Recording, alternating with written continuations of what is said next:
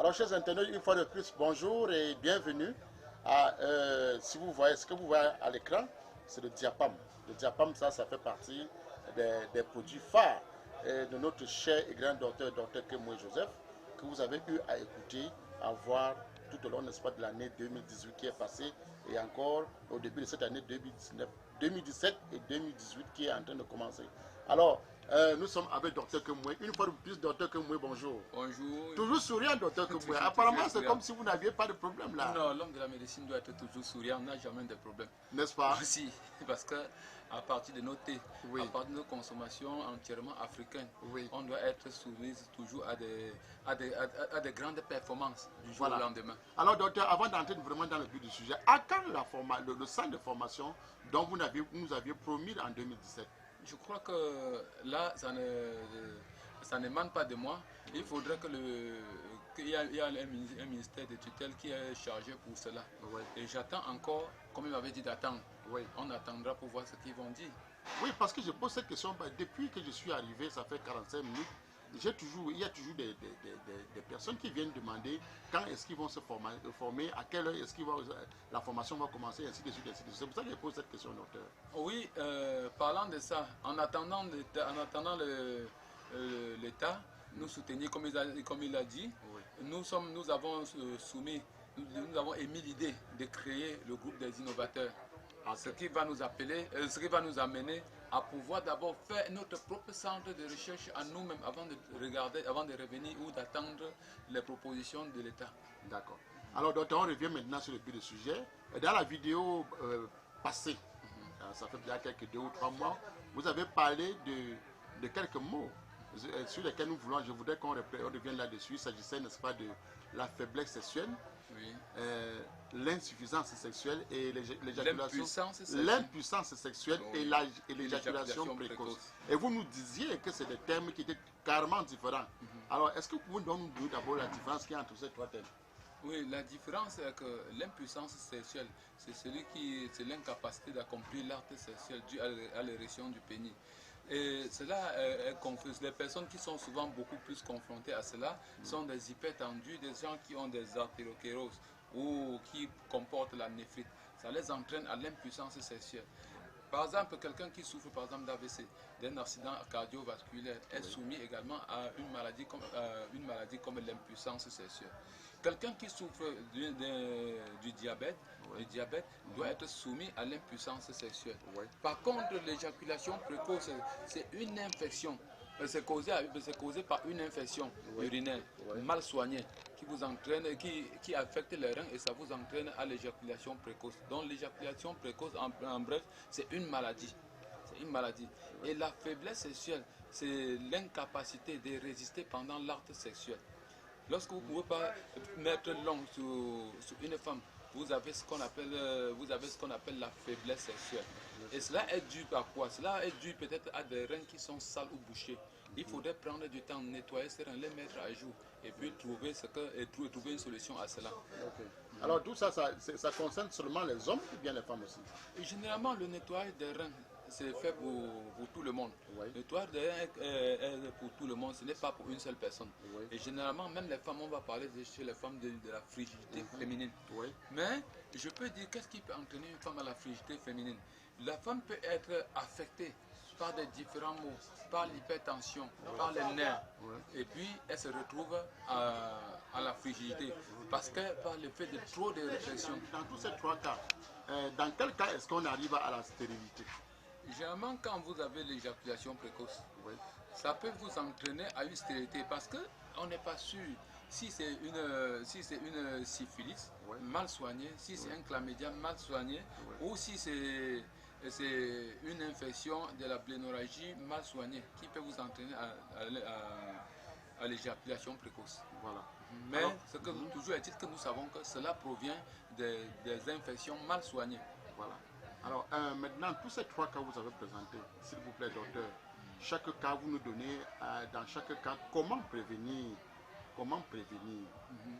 Déjà, un être en bonne santé, c'est un malade qui s'ignore. Tout à fait. Quand je dis malade qui s'ignore, parce qu'il se dit, j'ai un problème de mal de rein, Il dit, parce que ça ne me cause aucun problème, ça ne m'empêche pas d'aller à mon travail, ça ne m'empêche pas à faire ce que je peux faire, mais il se retrouve dans une maladie comme l'éjaculation précoce, sans toutefois que pendant qu'il traîne, la maladie ne fait que s'enfoncer, ça ne fait que s'avancer.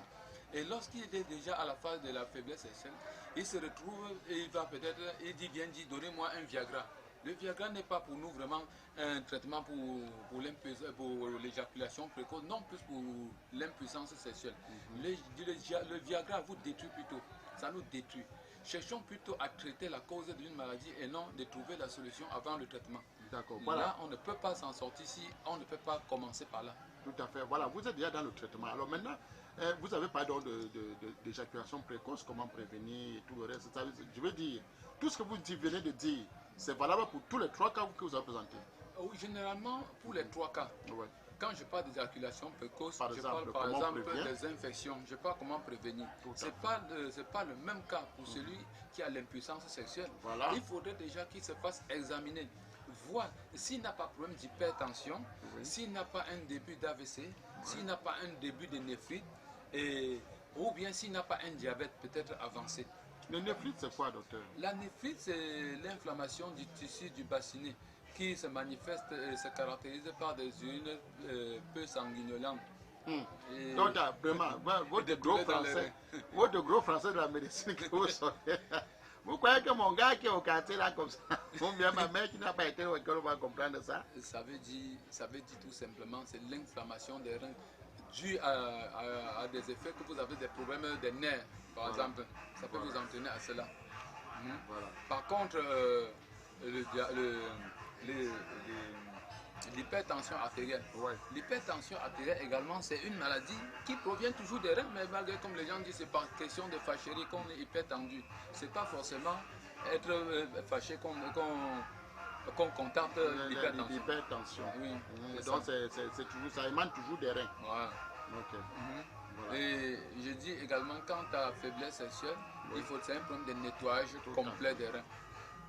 Là, ça va tout seul. Ça va tout seul. Je crois que c'est la solution pour tous les 3 cas. Voilà. Maintenant, comment ça se... Je veux dire, comment on constate? Je veux dire, est-ce qu'il y a des signes, est-ce qu'il y a des signes, n'est-ce pas, qui montrent que quelqu'un a soit un de ces cas-là? C'est-à-dire un signe physique, quoi. Effectivement, généralement, quand vous voyez quelqu'un qui est victime de l'AVC, par exemple, voilà. Ça se voit, ça se lit directement. Tout à fait. Vous voyez quelqu'un qui se plaint de tout de temps à autre, je suis faible. Ou bien, quand je vais sur la femme, je ne peux pas mettre 5 minutes avant d'éjaculer. Ça veut donc dire, c'est toujours des signes. Tout à fait. Vous comprenez un peu? Vous allez voir quelqu'un qui va rester, il va dire, j'ai toujours mal au rein, je ne peux pas m'accroupir et les genoux me font mal.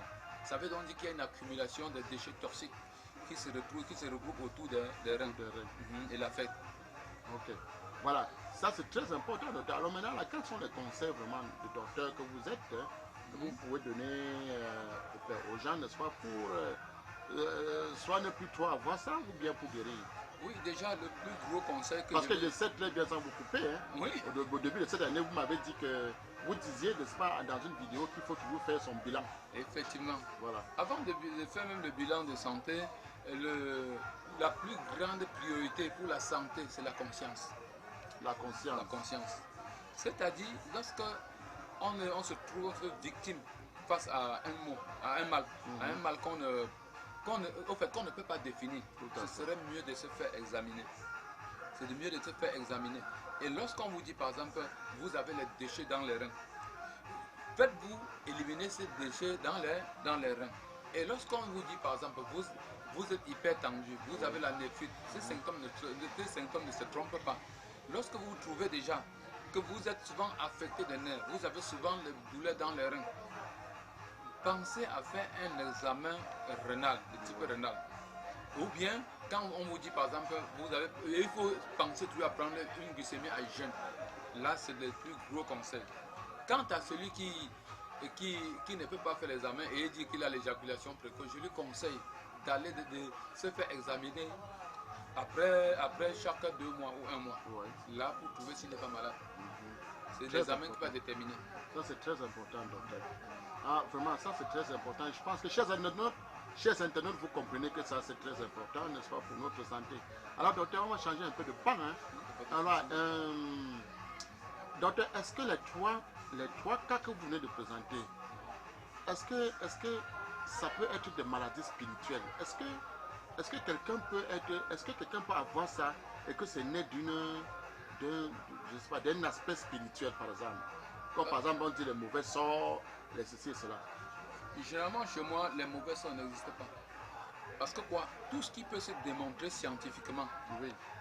Le mystique ne peut pas prouver le contraire. Voilà, je voulais dire les mystiques. Parce qu'il y a des personnes qui disent, docteur, que les maladies, il y a des maladies, la plupart des maladies, comme ça, c'est des maladies qui sont...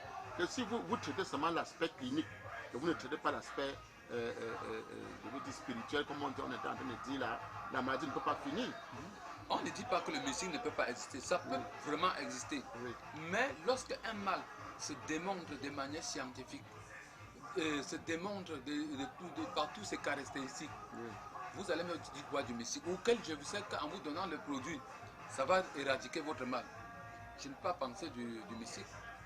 Parce que quand vous dites du mystique, je parle, le pasteur va dire, le pasteur ne sait jamais. Par exemple, un pasteur de l'église, il ne sait jamais de dire le démon, chaque jour il combat le démon. Oui.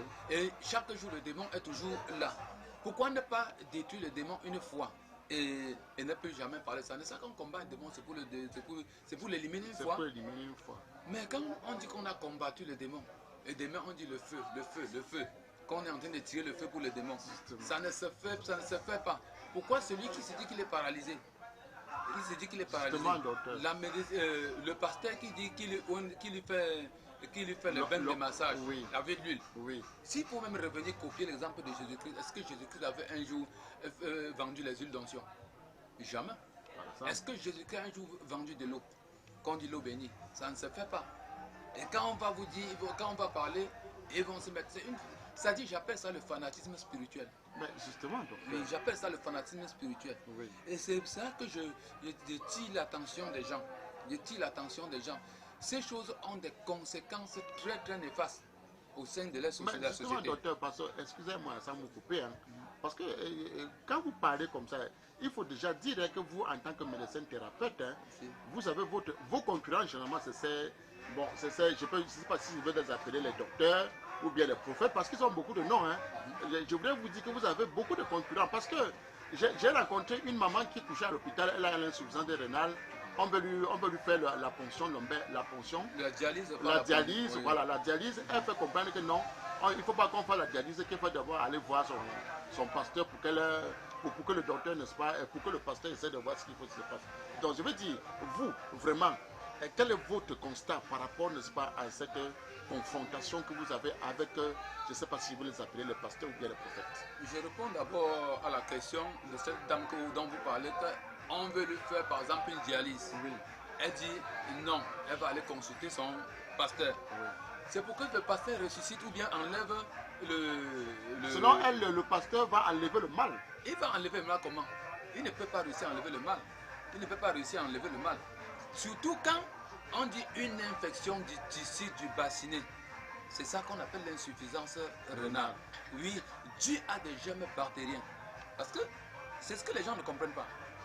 Vous comprenez un peu? Oui. C'est l'infection du tissu du bassinet due à des germes bactériens qui créent des sensations et des douleurs dans le rein. Mais est-ce que la spiritualité va venir enlever ces sensations dans les reins? Ou bien ça va enlever ces douleurs? C'est la question que je me pose, docteur. On peut également passer par une dialyse, et la dialyse ne se fait pas à plus de 2 fois. Chez l'être humain, quand tu fais une dialyse une fois et que tu réussis, tu as réussi. Échouer, c'est échouer. Donc, par contre, l'insuffisance rénale dont nous parlons, ça a des médicaments typiquement traditionnels pour pouvoir éradiquer ces maux et en un temps très très réduit. Mais aujourd'hui, beaucoup de gens doivent comprendre qu'aujourd'hui, beaucoup ne se font plus dialyser. Oui. Parce que à un certain nombre de séances, vous voyez des gens calés sur des sièges à l'hôpital, mourir de dialyse. Oui. Alors que d'autre part, ils pouvaient trouver solution. Quant aux charlatans, quand je parle de tout. Quand je parle aux charlatans, vous globalisez? Oui, nous globalisons parce que moi j'en fais partie, parce que je fais dans la médecine des plantes. Tout à fait. Quant aux charlatans, il va te dire on t'a mis quelque chose dans le rein auquel il faut enlever. Lorsqu'il fait l'extraction dans le rein, dites-moi comment on peut enlever quelque chose dans le rein de quelqu'un sans toutefois mener une opération. Ça ne se fait pas. Cessons de nous faire amadouer par des gens qui ne savent même pas, oh, je peux qualifier ça de fanatisme spirituel. Cessons de nous qualifier au fanatisme spirituel. Quand tu demandes par exemple ces prophètes, quand tu parles par exemple de ces prophètes, d'où vous sort l'inspiration d'être prophète? Ils te disent c'est une révélation. D'autres vont te dire qu'il est des apôtres, qu'ils sont des apôtres. D'autres vont te dire qu'ils sont des représentants, qu'ils sont des sols transformés en pôles. Tout à fait. Or, je ne crois pas que, même si il dit ça, ce n'est pas prouvé. Il faudrait qu'il nous prouve. Parce que déjà, aujourd'hui, un apôtre, Paul fut un apôtre de Jésus. Et je crois qu'il n'était pas seul parmi les 12 disciples que Jésus marchait avec eux. Tout à fait. Et je ne crois pas que tous les 12 disciples étaient tellement des pécheurs que Jésus-Christ n'a pas pris un pour pouvoir poursuivre son œuvre sur terre. Ça veut donc dire que tout cela c'est faux. S'il en était, et si c'était vrai que Jésus-Christ avait fait des miracles, comme on le dit, il devait donner ce don à un de ces 12 apôtres qui devait répandre sur terre. Vous allez voir, un pasteur, vous êtes malade, il dit je veux bénir l'huile d'onction et vous oindre avec. Même, et il ne donne pas, il donne en compensation de quelque chose. Et je leur pose même la question, qui est l'auteur de la dîme? Parce que c'est toujours ce que j'ai toujours eu à poser, ils n'ont pas pu me répondre. Oui, pas pu me répondre, ils n'ont jamais pu me répondre. Quand il dit Jésus-Christ, lui qui a copié l'exemple de Jésus-Christ. Et quand tu regardes le passage de tous ces pasteurs, leur passé a été toujours très très néfaste. Lorsqu'on veut se reconvertir, on ne se reconvertit pas pour tromper une autre partie. On se reconvertit pour être véridique dans ce qu'on fait. Par contre, tous ces pasteurs, montrez-moi un pasteur qui va dire qu'il a soigné, qu'il a opéré des miracles, sans toutefois passer par des plans. Parce que beaucoup reviennent chez des traitants, ils reprennent des petites potions. Ah bon, docteur? Oui, ils reprennent des petites potions auxquelles ils mettent dans des boîtes, soit ils te font consommer, et ils te disent, ça c'est béni. Ça c'est béni. D'autres vont te dire, je vais aller en Italie, je vais aller dans tel pays chercher des produits pour venir vous soigner. Il tourne, il se retrouve dans un marché de vente des écorces. Il achète une potion, il revient vous donner et il l'accompagne avec l'huile spirituelle. Il dit l'huile bénie. Je me demande si Jésus-Christ un jour avait vendu les huiles. C'est la question qu'il faut se poser, oui. Docteur. Ou Jésus-Christ a un jour vendu l'eau. Ça, c'est la question qu'il faut se poser. Oui. Donc, en fait, je n'ai rien contre eux, mais quelque part, il y a des réalités qui non, justement, dire. Docteur, puisqu'on en parle, parce que, docteur, il faut dire, hein, ce phénomène, non seulement ça tue, mais ça gâte le foyer, hein, docteur. Bien. Ça tue les gens, ça gâte le foyer. Je vais parler des phénomènes d'église. Oui. Alors, docteur, selon vous, docteur, aujourd'hui, selon vous, quelle est la bonne église? C'est-à-dire, quand on dit l'église qui croit en Dieu et tout cela, selon vous? Toutes les églises peuvent croire en Dieu. Oui. Mais reste à savoir si on croit en vrai Dieu. Parce que d'autres vont dire que vraie église de Dieu. Est-ce qu'il y a des fausses églises de Dieu? Non, les églises sont des églises de Dieu. C'est à chacun sa foi. De savoir comment consacrer sa foi et savoir comment se repentir. Voilà, non, maintenant là, je réponds à la question autrement, docteur. Oui. Si. Selon vous, l'église, c'est-à-dire le christianisme et la tradition africaine, quelle est votre position? Déjà, ma position, c'est la tradition africaine. Parce que le christianisme n'est pas... Ça veut dire que vous rejetez l'église, quoi?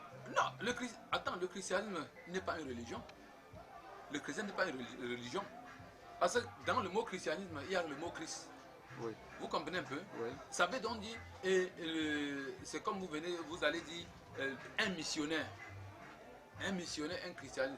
Quel est le rôle d'un missionnaire? Son rôle, c'est de venir remplir une mission qui lui avait été assignée. Qui lui a été assignée. Voilà. Peut-être, ils ont vu, on dit ça parce qu'on revient sur les explorateurs, nos explorateurs.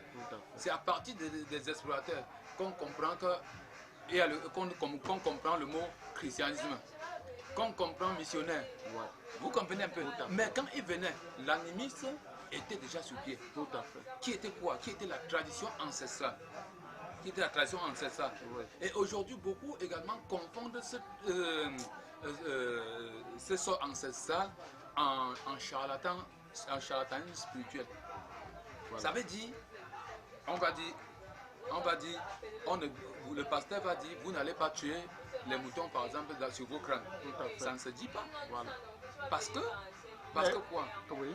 Que c'est le charlatanisme. Pourtant, ils ont dit dans la Bible, Abraham a pu sacrifier un mouton, Tout à fait. a pu À la sacrifier place un de mouton son fils. à la place de son Isaac. fils, Ouais. Isaac. Oui. La fumée montait où? Vers le ciel. Vous qui sacrifiez par exemple des moutons, des chèvres en bas de l'arbre, la fumée va où? Toujours vers le ciel. Ouais. Ça veut donc dire, la Bible copie l'exemple de ce qu'ils ont trouvé sur place. Tout à fait. Donc, quand on va dire qu'on abandonne l'animisme, on ne peut pas. Voilà. On revient un peu en arrière, on reste un peu dans le cadre de la santé, docteur, pour dire que, mais comment vous expliquer, comment est-ce que vous expliquez que dans l'expérience, il y a eu un temps avant Jésus-Christ, c'est-à-dire qu'il y a eu des siècles avant Jésus-Christ, et aussi après, donc, et on constate que, selon l'histoire, que pendant ce temps, les hommes vivaient et ils se traitaient. Oui. Ça veut dire que nos aïeux, nos ancêtres avaient leur façon de se traiter en ce moment à partir des plantes et tout ce que vous pouvez expliquer. Alors comment vous expliquez maintenant que la médecine contemporaine, la médecine conventionnelle aujourd'hui est venue carrément être au-dessus de la médecine traditionnelle, selon ce que les gens disent? Ils ne sont pas au-dessus de la médecine traditionnelle. Oui, mais parce que vous n'avez pas, par exemple, vous avez une pharmacopée, nous sommes dans le monde de pharmacopée, Oui. mais on constate rarement les centres de santé de la médecine traditionnelle où on hospitalise les gens et on traite carrément, je ne sais pas. Généralement, lorsque on n'atteint pas une dimension, on ne peut pas faire certaines choses. La dimension, c'est quoi? La dimension, ça veut dire lorsque vous n'avez pas un certain nombre de matériels réunis pour pouvoir concrétiser ce qui est bon. Même à travers la médecine traditionnelle, on peut créer des centres de la médecine traditionnelle. Mais c'est ce qui n'est pas en train d'être fait. Oui, puisque les moyens ne sont pas mis en jeu.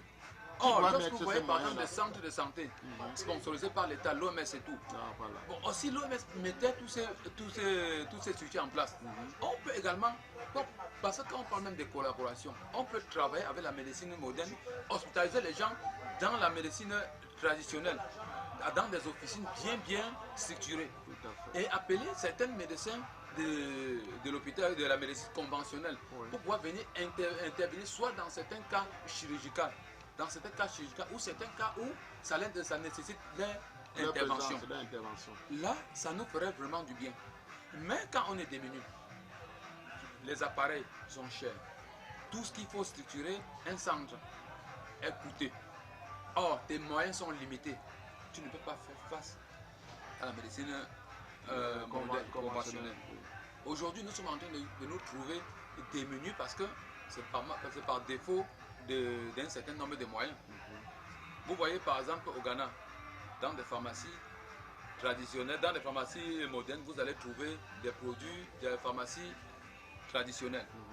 Dans des centres comme le Sénégal, ils sont tellement avancés par rapport à nous. Qu'est-ce que nous, les Africains, nous attendons? Oui, mais docteur, l'expérience, ou encore dans certains écrits, j'ai constaté, j'ai dû lire que l'OMS reconnaît la médecine africaine. Effectivement, selon les conventions de Genève. Voilà, l'OMS reconnaît la médecine africaine. Alors, quand vous dites par exemple que tous les moyens ne sont pas réunis, est-ce que vous, médecin thérapeute, est-ce que vous vous êtes déjà réunis pour demander ne serait-ce qu'un soutien avant que ce n'est pas venu, ou bien vous avez demandé et puis les gens vous ont dit que ce n'est pas possible d'avoir? Déjà, je peux vous répondre là-bas en disant ce que nous parlons des journées africaines là. Je trouve ça comme banalité aujourd'hui. Comme banalité. Ah oui. Parce que vous expliquer? on va faire une journée africaine, on va faire une journée du GERSI. Qu'est-ce que ceux-mêmes qu'on les a votés pour pouvoir gérer ce GERSI? Où est le rapport qu'ils donnent après le GERSI? Où est le rapport qu'on donne après la journée mondiale et africaine de la médecine? C'est-à-dire, certaines minorités vont plutôt se trouver que si leur poche était remplie ou escroquer, ou trouver des moyens pour escroquer leurs confrères. Ou venir dire, on a organisé des journées africaines. Je peux dire appeler ça des journées africaines mieux. que de dire organiser les jeunes africains, ce serait plutôt mieux de créer même des séminaires. Par exemple. Oui, là on peut s'entendre. Par exemple, comme je vous parle des groupes d'innovateurs, Ouais. les groupes d'innovateurs sont.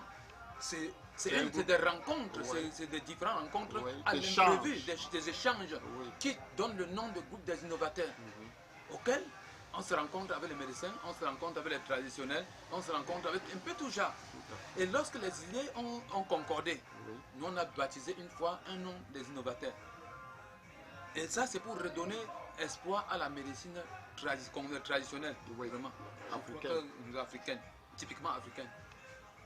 Donc, vous savez, vous voulez me faire comprendre, bien nous faire comprendre que les demandes vous avez souhaité qu'on vous soutienne à partir de GERSI, à partir, n'est-ce pas, de la journée africaine de la médecine traditionnelle, et jusqu'aujourd'hui, vous n'avez jamais eu gain de cause. Zéro, on n'a pas eu de gain de cause. On n'a pas eu même une réponse. On m'a dit le dossier à la DOS. On attendait que la DOS et le Sénamé répondent. Jusqu'aujourd'hui, jusqu'à quand est-ce que la DOS va répondre? Mais qu'est-ce qui bloque concrètement? Je ne sais pas. Je ne sais pas. Ou bien c'est une négligence de gens de la DOS. Je ne peux pas déterminer. On attend. On sait que, comme ils ont dit, attendez, on va attendre. Est-ce qu'en dehors, n'est-ce pas, de l'OMS et du ministère de la Santé, est-ce qu'il n'y a pas de structures qui peuvent vous soutenir dans ce sens? Généralement, pour qu'il y ait des soutiens à ce niveau, même le ministère de l'Agriculture pouvait soutenir. Ouais.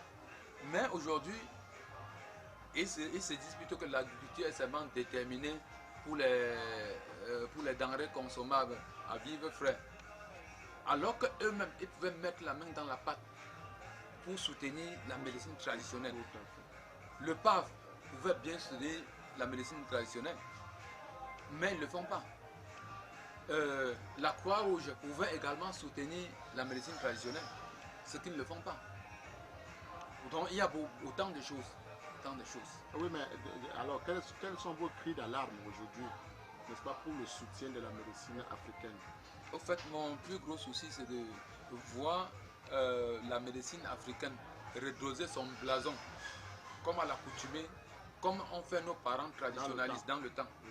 Parce qu'aujourd'hui, la médecine traditionnelle est abandonnée à elle-même. C'est abandonné à elle-même. Et lorsqu'on y va, on y entre dans beaucoup de détails, on retrouve trop de charlatanisme dans ces choses. Et je crois même que c'est même ce qui fait que l'État, parce que quand je parle de l'État, je parle de l'OMS, je parle de l'OMS, de l'État et du ministère de la Recherche scientifique. Voilà. Donc ils se disent, nous sommes des charlatans. Et je me dis, par exemple, combien de personnes sont déjà allées vers la médecine moderne auprès d'un directeur d'un directeur comme le directeur de l'hôpital à Quintini dit, voilà un cas que j'ai pu relever le défi.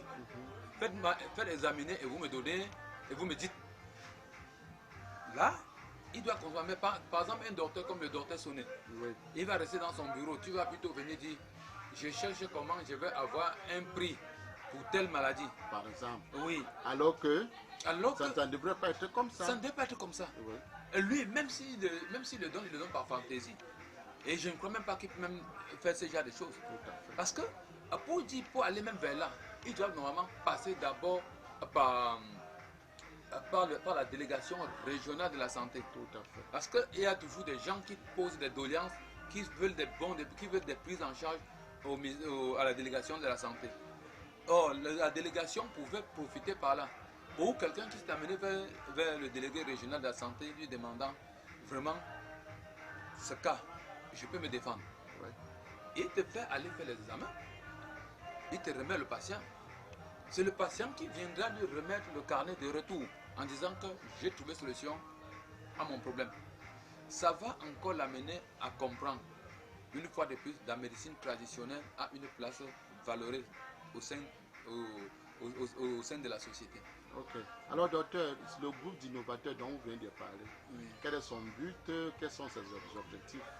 Son plus grand but, c'est de sensibiliser d'abord des chercheurs, des médecins, des naturopathes, des praticiens, et puis faire même des séminaires, créer même des séminaires, créer des formations, se former entre nous, apprendre comment faire pour former d'autres qui sont peut-être sur le terrain alors qu'ils ne maîtrisent pas la chose. C'est changer des idées et puis croire maintenant à une victoire de la médecine traditionnelle au sein de la société. Et en tant que groupe, parce que selon ce que les dirigeants disent, en tant que médecin traditionnel, les gens aiment trop être seuls, se retirer seuls pour, n'est-ce pas, chercher leurs malades, soigner et avoir leur butin. Et vous, est-ce que vous allez transcender cela? Non, je crois, selon ce qui a été convenu par nous-mêmes, Voilà. Et selon notre conscience. Ouais. Parce que réintégrer le groupe d'innovateurs que nous avons créé, ce n'est pas n'importe qui. Il faudrait avoir déjà ce qu'on appelle la conscience professionnelle. Déjà, il faut dire que le docteur Jim, j'ai constaté le docteur Jim qui pilote un peu est là. Oui, il faudrait déjà mettre l'idée d'argent de côté.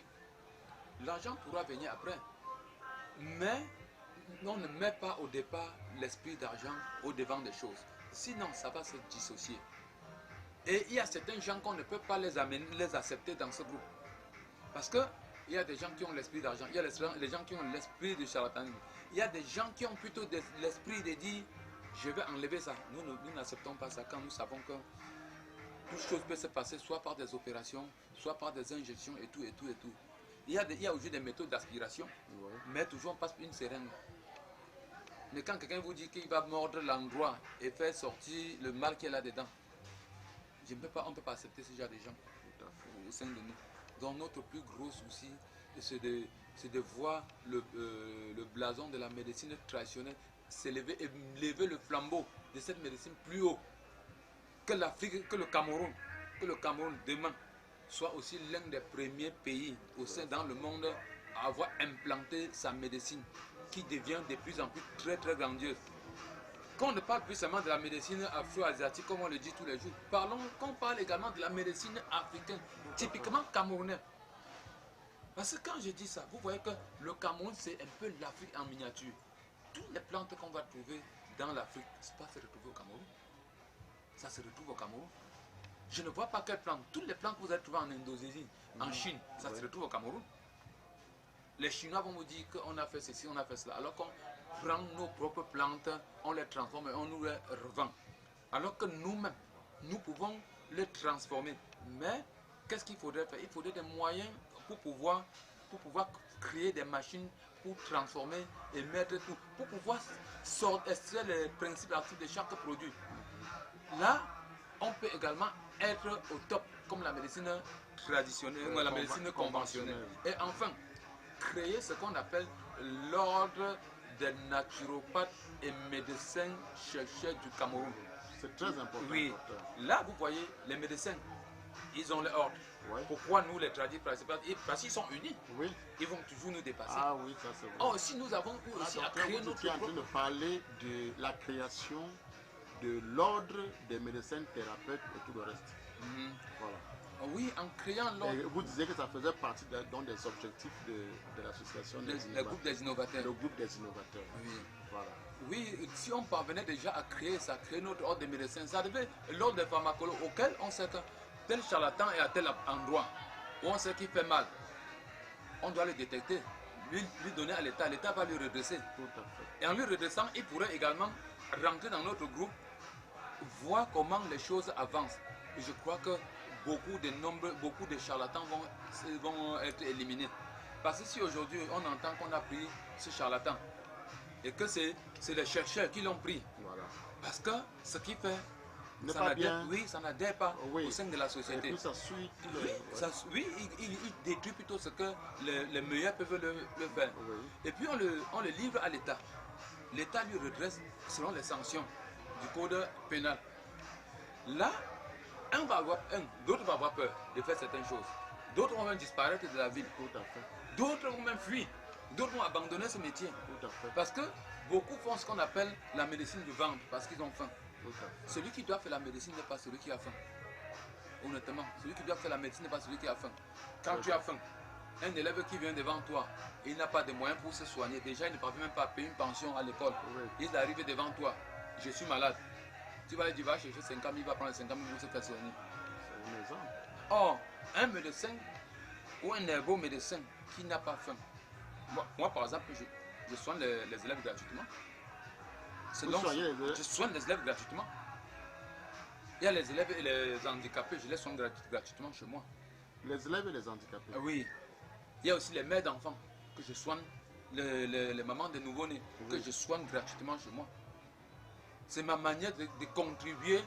Ça, c'est nouveau, hein, docteur? Oui, ça, c'est ma manière d'aider ces gens. Et c'est ma manière de soutenir un peu l'État dans ce que je fais. Oh, d'autres ne peuvent pas le faire. Un charlatan ne le fera pas, il va dire à ta maman de chercher là n'importe où. Voilà. On te soigne. Est-ce qu'il y a déjà l'esprit du social?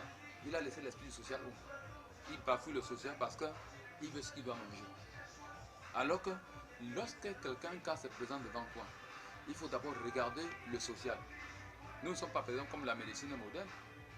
Parce qu'en médecine moderne, ils peuvent exiger certaines choses. Mais jusque-là, il y a aussi des trucs comme des codes. Tout à fait. Que normalement, on devait éliminer ça au sein de la société. Les codes, on ne sait pas quoi. Le code n'est pas un comprimé. Tout à fait. Le code n'est pas une injection. Tout à fait. Le code n'est pas un anesthésiant. Donc, en temps normal, on doit éliminer des trucs comme ça. Pour avancer. Tout à fait. Que celui qui n'a pas de moyens peut se soigner. Celui qui a des moyens peut se soigner.